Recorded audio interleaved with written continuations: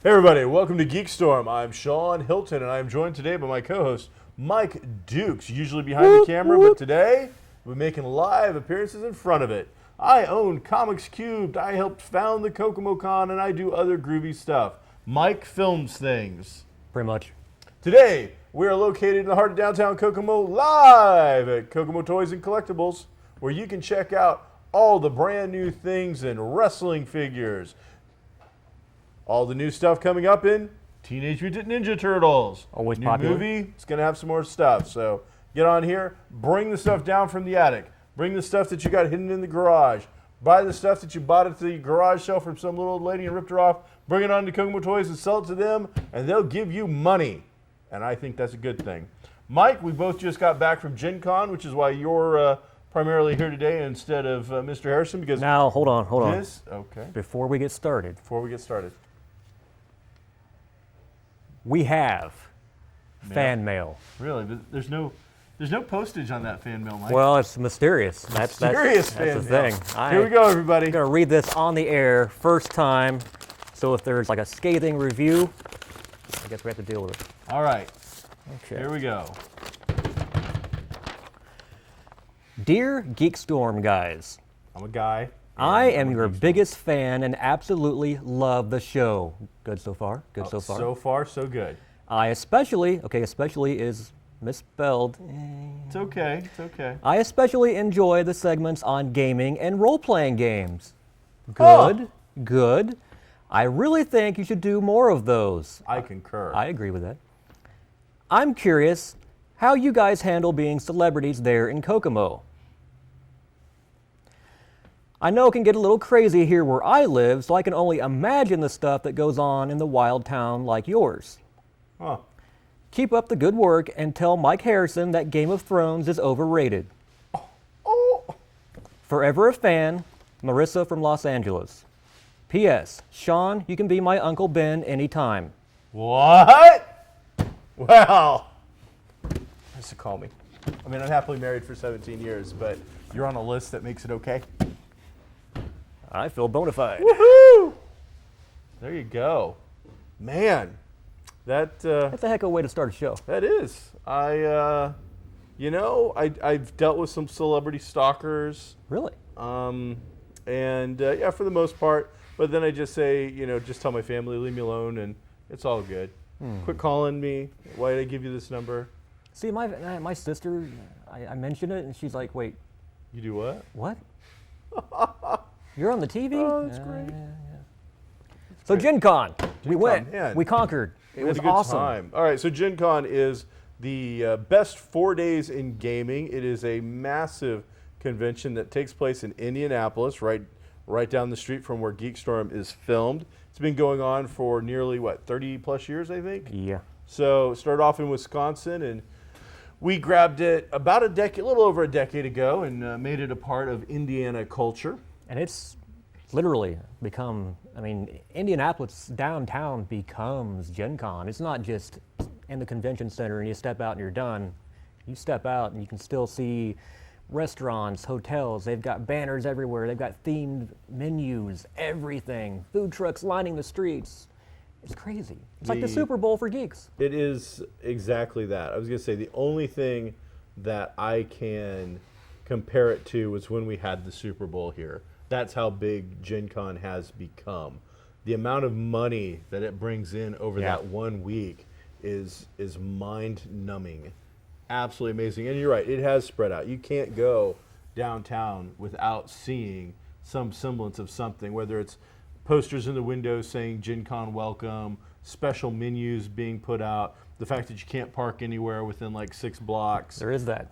People walking around in costumes the entire time, and 110-degree weather, 90-plus humidity, things like that. So then On top of it, this year we had GenCon on Friday night, and then like a One Direction concert God, yeah. on Friday night.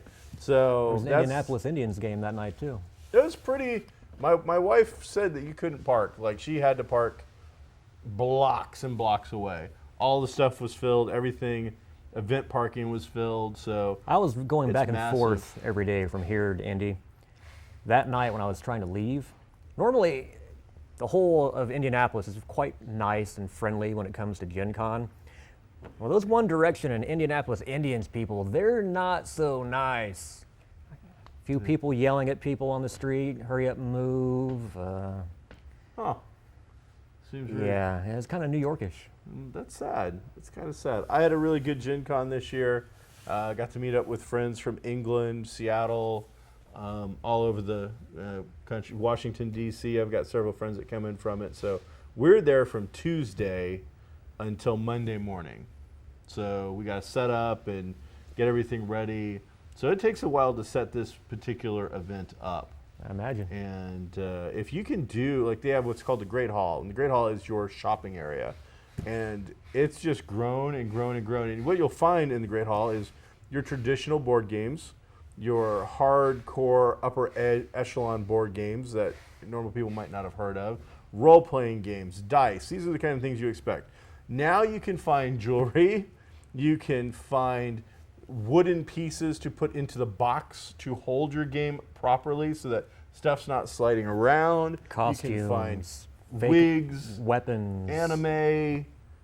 There's one booth that's always set up with nothing but, like, it's almost like a U.S. Army surplus store, but they'll have like movies from foreign countries and whatnot. I think last year they had like the German version of the Band of Brothers from the German Army side of things, all subtitled.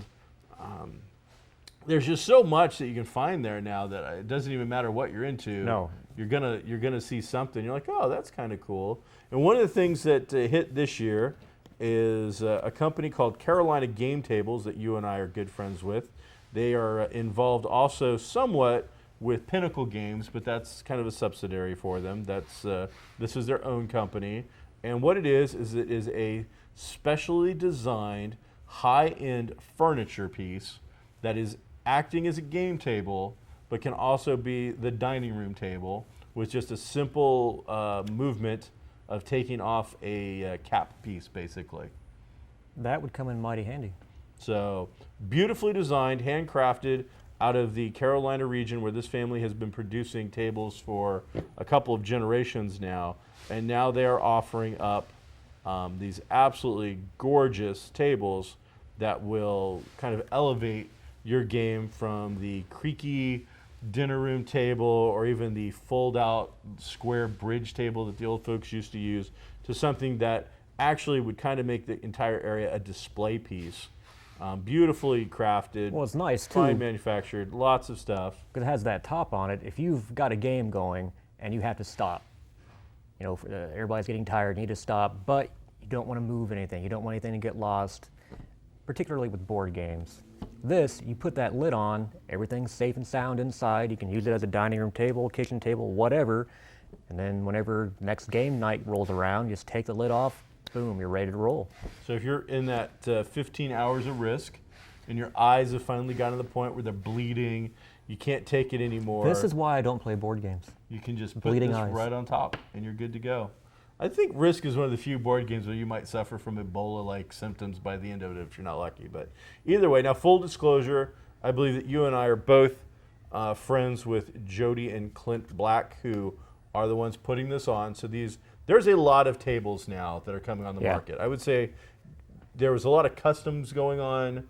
Then Geek Chic out of the Seattle area, Washington State area, I believe, came on. And they produce a really beautiful, high-end quality table. But the pricing on that is for the same people who can afford to buy 3 Hummers and for their deluxe condo and their mini mansion. These are kickstarted at a much more reasonable price, it looks like, to me. I know the prototype they had there at GenCon, they sold it. Oh, did they? Because I asked them day one, I was like, how are you planning on packing this back up? Oh, we're not. We're going to sell it here. And they did. That's sweet. Well, it was pretty. So there's a lot of different people making tables. I'll end up supporting these guys because one, they're friends, but two, I've seen it. I was able to get my hands on the table at the show. They're right next to us. High quality, well put together, and I think it's a beautiful addition to a family room setting or a game room setting or even a dining room setting. The game tables from some of these other guys, and again, a lot of people are putting out quality work, but they're game tables. Yes, you can put something over the top of them, but the different heights that are adjusted to, the different pull-outs and add-ons and additions, that they make them they're really game tables that can put a covering over it. Yeah, if you walk into a room with one of those, that's what you think of first, game table. Absolutely. If that top is on there, I'm not thinking not that this is gonna anything know. but a normal, really nice, put-together wooden dining room table. So kudos to them. Check it out. They have a Kickstarter that's going on. You can check that out at...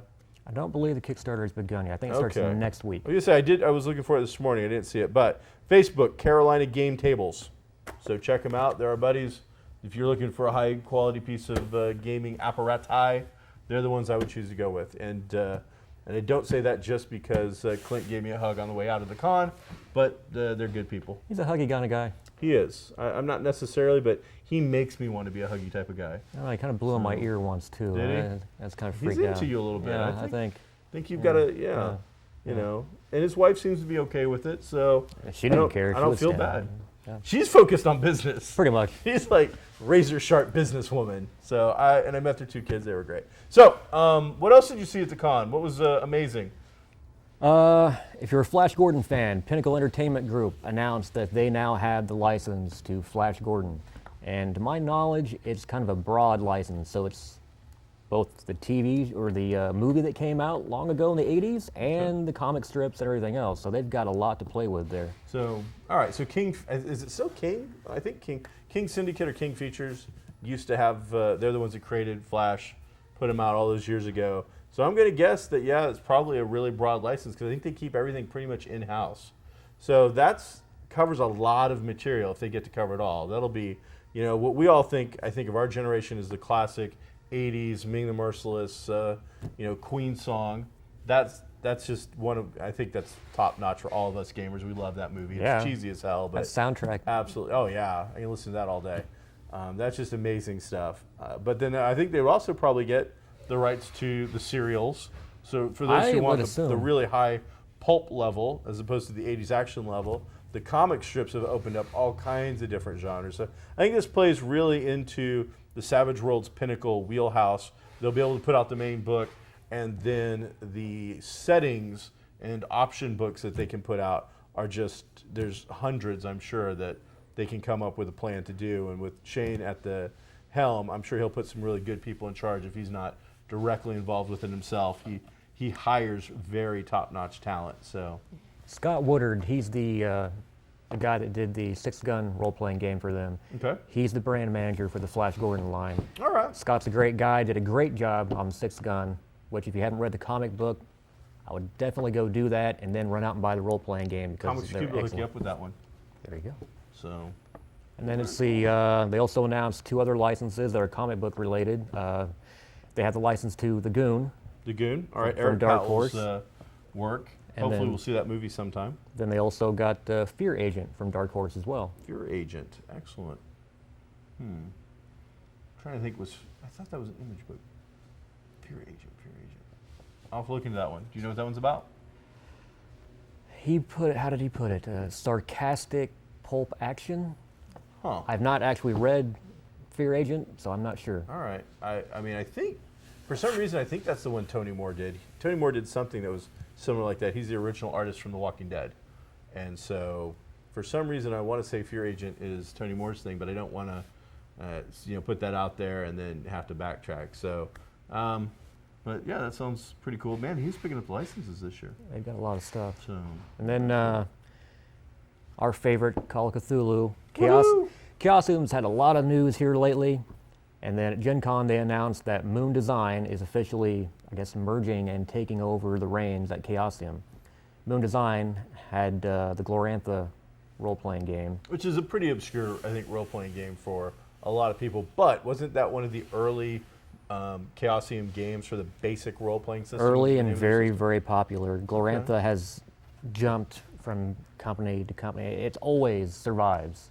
Gotcha. No matter what happens, that setting is always around. Enough people love it that Yeah. they won't let it die. So those guys have taken over the reins over at Chaosium, and their primary impetus is making absolutely positively certain Call of Cthulhu 7th edition Kickstarter is out the door, including all stretch goals. Well, excellent. Well, I saw that they put out the full-sized box version of Horror on the Orient Express recently, and that was a great way to get a workout. This is a adventure for a system, for the Call of Cthulhu system, where you go all across the European continent and whatnot, but the actual book feels like it's 10 pounds. It's pretty hefty. It's heavy. Yeah. There's you a lot you of could kill material in somebody it. with that. If you had to. You're going to kill a lot of characters, and you could bludgeon someone to death in real life. So that's a twofer right there. I think you're Pretty getting much. your deal. So unfortunately, I didn't get to see the big names behind it. I saw Dustin, who's works on the material at their booth, but I didn't see Sandy. I saw Sandy Peterson. there. He was kind of doing double duty. He was there, and then he was over at his own booth with his Cthulhu Wars board game. Okay. I think that was the only two people I saw. I kept kind of strolling around, but So I look forward to seeing what they come up with. You've actually, because the PDF for 7th edition Call of Cthulhu is out. yeah. I've toyed with the idea of getting it, but I want to wait for a hard copy. I'm a hard copy kind of guy. Once I have the hard copy, then I might get the e-copy just to ease of use once I'm familiar with the book and I'm at the table, doing something like that. What have been your general thoughts? Have you run anything with 7th edition yet? I've not run anything yet. How much have you read through it? How comfortable are you, at this point if you had to run it tonight? If I had to run it tonight, yeah, it wouldn't be a problem. Okay. I mean, it's largely it's the same as what it was previously, with just a few minor tweaks. Luck can now be spent. Okay. Difficulty ranges are given now, so instead of just rolling your percentile and hoping for success, you've got different levels of difficulty, levels of success. So that's a little different. Really, it's not. It's different, and yet it's the same. Okay. I was gonna say I've seen a couple of reviews, and they have not been glowing. Really. Yeah, most of the reviews I have said that if you've been waiting this long for this, just keep playing 6th edition. Pretty much. I mean, if you're holding off on a Cthulhu game because you're thinking, I absolutely have to have this 7th edition book, Yeah. if you've got 6th, 5th, 4th, whatever, run with it. The- It's all backwards, forwards compatible anyway, so it's not a big deal. The complaint I have seen is that with the rules that they add aren't interesting enough to help elevate the game. It's almost, and again, these are reviews, not my opinions for once because I haven't read the book yet. But the basic thing seems to be that they've added new crunchy bits to have some new rules, but that they didn't necessarily heighten the game itself and make it any better. It seems like it could go a little more action-oriented now. Okay. The ability to spend luck and whatnot. I got the impression there were people that were complaining, because Cthulhu's always had that stereotype of you either go insane or you die. Sure. And I know, Absolutely. I distinctly remember when Reality Blurs got the license from Chaosium to put out Realms of Cthulhu for Savage Worlds. There were a lot of people excited because that was their complaint. They didn't want to die or go insane. They wanted to have the Indiana Jones guy who They wanted to survived and they kept wanted going. to take the fight to the older ones and the old god and the old ones. So I think this new So- little bits of rules are designed to kind of aid that. Plus, Okay. one of the stretch goals for 7th edition was Pulp Cthulhu, which has been in the ether for years. Been over 12 years. They said it is written and in layout, so it's I've- finally going to see the light of day. I've been waiting for that. I play tested it over 11 years ago. I play tested that game.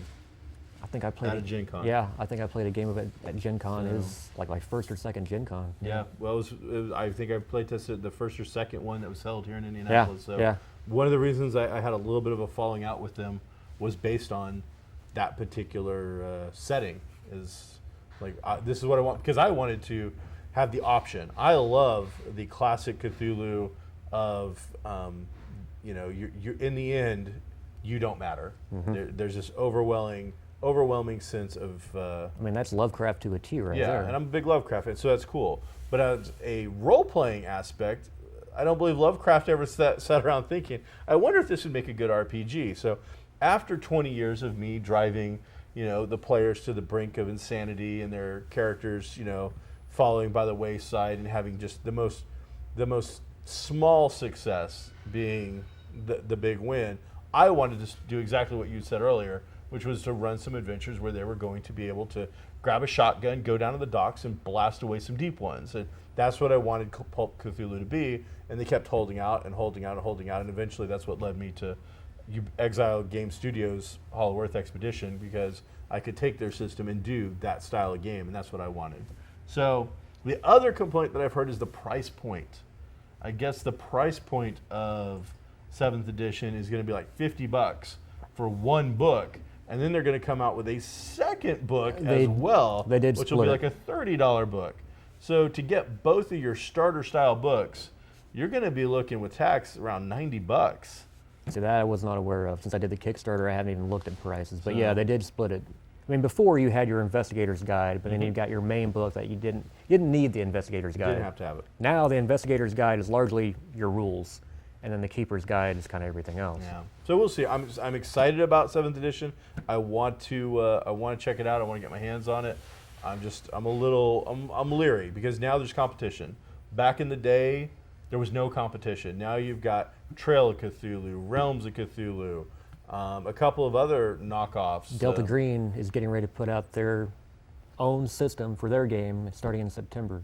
So Delta Green has always produced a super high quality product. Pagan Publishing has always done a really John good Tynes' original stuff, and then the guys who've come along afterwards have done an amazing job. I think, is it Delancey, Delgaki? Adam Glancy, Dennis Detweiler, those two guys, they're kind of taken the now. ball and really gone with it. And so I look forward to seeing what they produce. I've talked to them a couple of times, and well, at least one of them. And it's been an enjoyable conversation. So I really hope that we see some good stuff. I've got some of the playtest materials that they put out, and it's definitely deadly. Sweet. More so than before. Wow. I think. All right. I'll be curious to see the system itself and the crunch and how it all breaks down, to walking away from the basic role-playing system of the percentile to whatever they're My using. understanding, it's the same. Oh, okay. They want it to be backwards compatible with everything else they put out previously, plus any Cthulhu stuff. So I'm noticing that a lot. You've got the same system, but with a few changes. Tweaks. All right. Well, for my favorite company this year, this was Exile Game Studios' big release. We have been waiting a couple of years for this. It was late, can't deny that, but they put out a really superior produced product. And so Exile Game Studios' third in the series of their books is Revelations of Mars. They started with a core book, they went to Secrets of the Surface World, Mysteries of the Hollow Earth, and finally in the trio of awesomeness, the players in this pulp action game finally get to set foot upon Mars with an official release. Jeff Combos was behind this one. As I said, and it took several years to really make this a reality, because this is an incredibly in-depth book. This has got so much material that I think it's a little daunting to somebody that's not really heavily involved in it. I mean, this is 220 pages. This isn't the rule book. This is the setting book. So if you actually want to play the game, you still have to actually get the core rule book. And so, I mean, a lot of people will put out setting books and they're 90 pages, 80 pages, 60 pages, 100 pages is a big core book. A 220-page core book with an original adventure, characters that are all statted out so that you get your stuff on that is absolutely amazing.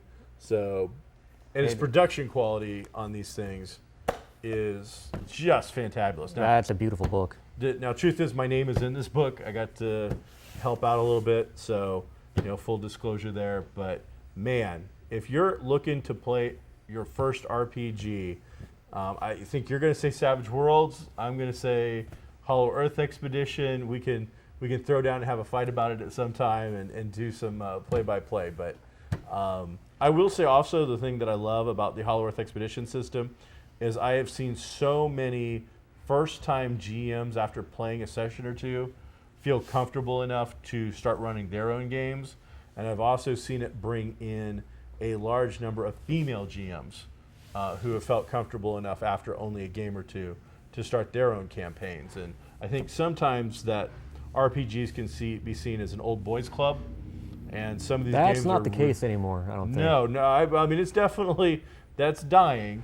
So, and it's books, I think, like this that help with that. So, Because I know some of the photos from your tournament you guys had. You had a couple of female GMs. we had the first ever, the Hollow Earth Expedition uses a system called the Ubiquity system, and that's the rules mechanics to run the game.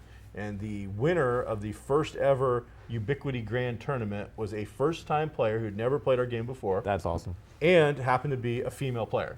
More awesome. So, and so that was cool, and I really was really proud to be a part of that. I know it's going to continue next year. I don't know that I'm going to play a major part in it. I want to get it going. It was kind of my baby, but there's other people I think that are now in a position to do it a little more hands-on than I am, and I've got my eyes set on some other projects for the company that I would like to see produced and happen next year. So we'll see, but you can expect at GenCon next year, and maybe even Origins next year, to see, learn how to play games for Ubiquity. And I believe that I'll probably start demoing some Savage World stuff at Origins as well this year. Good deal. So, cool stuff. Hey, what else you got? What else have I got? That's about it for Gen Con, I think. Really? I got more than.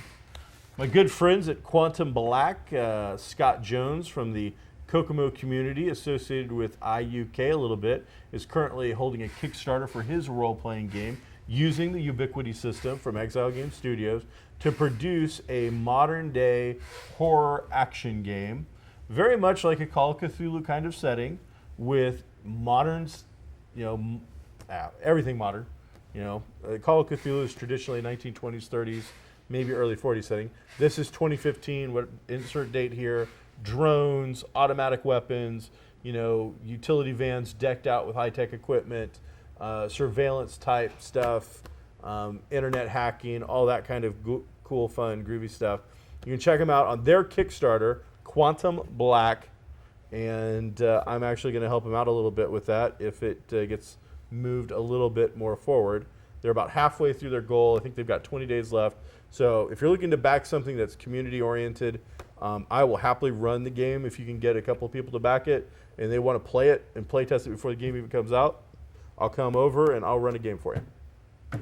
Yay! And then the last thing that I've got game-wise, Pulp Fantastic. It's from Studio 2. Battlefield Press is the name of the company. It's distributed by Studio 2, who also distributes Savage Worlds, Pinnacle, Hollow Earth Expedition.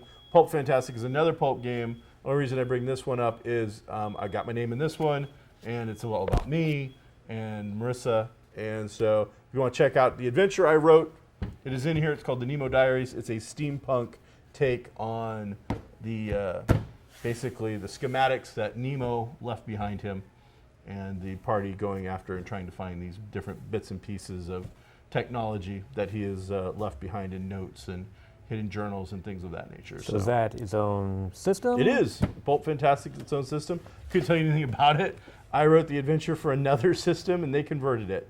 So I write my adventures as stories and with just the most basic rule set. So when I run it, no matter what system it is, I know what to kind of just put in there and make it happen.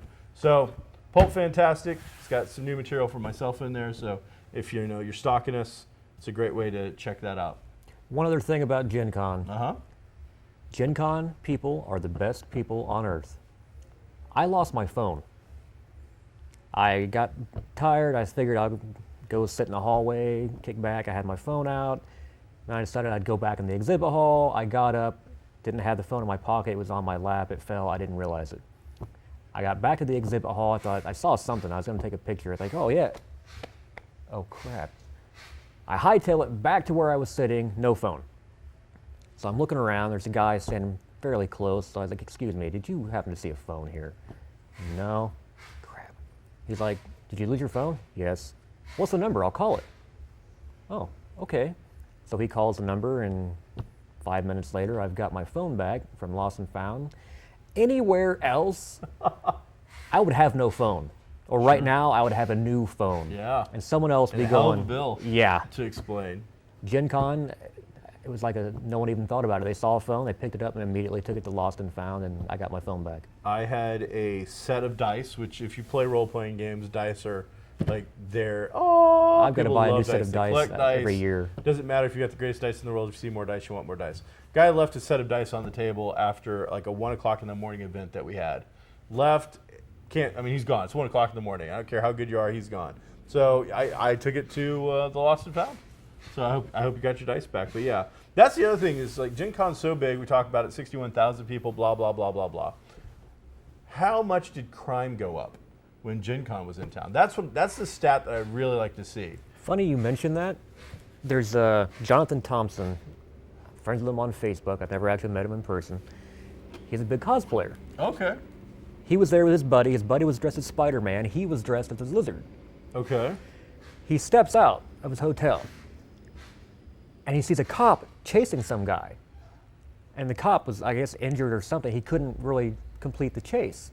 So as the lizard, he hops off, tackles the guy, and holds him until the cop can get there and handcuff him. The lizard's a hero, people. The lizard? Yeah. That's awesome. That's freaking awesome. I mean, how would you describe Jonathan Thompson? Have you seen him in person? I have not. All right. Jonathan Thompson is the creator of Pulp Fantastic. There you go. Now, I'm not so sure it's the same Jonathan No, actually, Thompson. I believe it is. Is it? It's the reason, yeah. That's funny. It all comes full circle. So, yeah. And they've asked me to write a sequel, so we'll see if that happens or not. But I just thought that was the most awesome thing ever because cool. you think about real life superheroes and then the what I lizard. just did is I'm pretty sure that the crime rate when Gen Con comes into town, unless it is people victimizing Gen Con people, I doubt that it goes up. I mean, you might have a few drunken disorderlies as the gamers might get their drink on a little bit, but compared to a normal Friday night in Indianapolis and other conventions, I'd be willing to bet that the number does not significantly rise. There's probably more problems with One Direction than there was with Gen Con. One Direction fans, you are angry people. What the? Just calm down, man. It's they're gonna grow up. That's all good. Boy bands, they just recycle. So there's a reason we didn't talk about the Fantastic Four movie today. It's because on Geekstorm, everything that you see that we talk about, we pay for. The only budget is what it takes for Mike to get paid to do his job, and he does this almost on the side as well. So, any book we show you, I paid for out of my pocket or was comped in some way, but not the show didn't do it. So when we go to a movie, we have to pay for that movie. AMC doesn't comp us as reviewers, even though this is put out not only on YouTube, but on Channel 2. Doesn't matter, they're not competent.